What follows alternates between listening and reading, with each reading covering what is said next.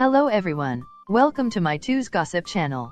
I hope everyone is having a wonderful day. Before starting this video, please like and subscribe our channel. We know how to deal with that. And I'm just hoping and praying that this will be something that benefits. There's always a slight possibility, the drama, and the doubt in your mind, but I just have to realize that it's going to be alright. Sister Wives will be coming to air. And as we're learning, as we've been seeing, the family is under destruction, and one thing that we've learned in the last several months since season 17 is that a lot of what you see on television with the Browns is completely fake or scripted or reenacted. And we've been able to pull holes in some of their storylines.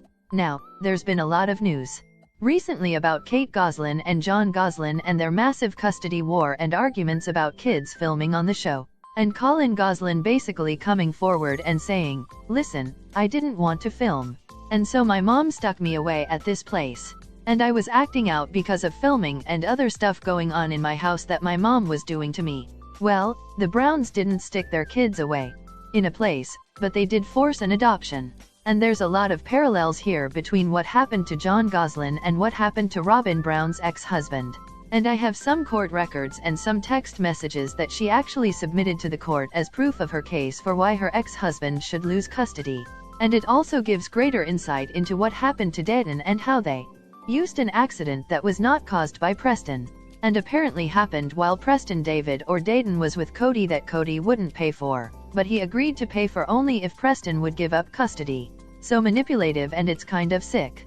And then you realize there's a storyline here that they were selling on national television. They had deep pockets.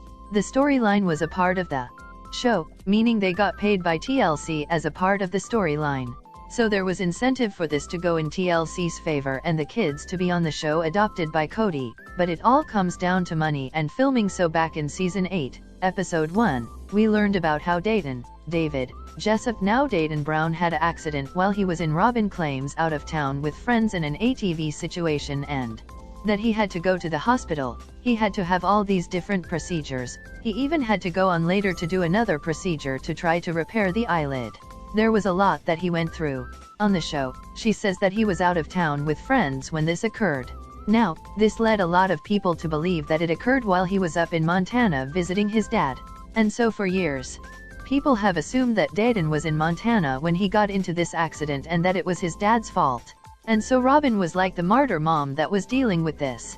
But last year, I got a hold of Clark County's clerk in Las Vegas, and I got a copy of a lien that was placed on Robyn's home back in 2013, and it states that David Jessup, who is Dayton Brown, this was before the adoption, because this occurred in 2012. So his name actually is, his legal name at birth was David Jessup. He was hospitalized between the 22nd day of November 2012 through the 24th of 2012. He was in Las Vegas when this happened, meaning he wasn't out of town, because they would have taken him to the closest hospital given the severity of what happened to him. This was an emergency situation. And so they placed a lien on her home for $31,000.